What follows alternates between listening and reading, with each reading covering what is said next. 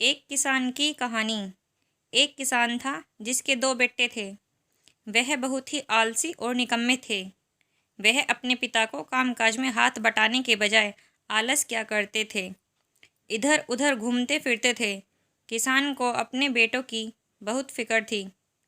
वो सोचते थे कि मेरे मरने के बाद इनका क्या होगा, यह अपना पेट कैसे भरेंगे, अपने परिवार को कैसे संभाल पाएंगे। एक दिन किसान की हालत बहुत ही गंभीर थी। कहने का मतलब किसान मरने की हालत में था। तभी किसान ने अपने दोनों बेटों को बुलाकर उनसे कहा कि हमारे खेत में एक खजाना गड़ा हुआ है, लेकिन वह किस जगह है उसकी जानकारी मुझे भी नहीं है, लेकिन खोदने के बाद तुम्हें वो खजाना मिल जाएगा। इतना कहकर किसान भगवान को प्यारे हो गए। खजाने की खबर सुनकर दोनों बेटों के मन में लालच आ गया और वो दोनों खेत पर चले गए और खेत को खोदने लगे। खजाने के लालच में कुछ ही दिनों में पूरे खेत को खोदने के बाद वह घर जाकर बैठ गए और वह अपने पिता को कोसने लगे।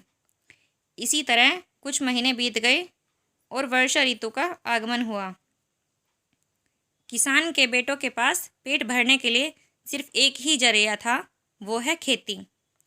तब बाकी किसानों की तरह किसान के बेटों ने खेत में बीज बोने शुरू कर दिए। वर्षा का पानी पाकर वह बीज अंकुरित हुए और देखते ही देखते खेत लहराने लगे। ऐसा लग रहा था कि हवा के झोंके से लहरा रहा था। यह देखकर किसान के बेटे बहुत खुश हो गए।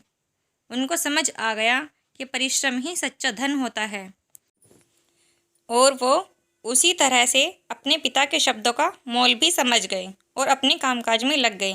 ये कहानी आपको अच्छी लगी हो तो इस वीडियो को लाइक करना, शेयर करना, कमेंट करना, चैनल को सब्सक्राइब करना। Thank you.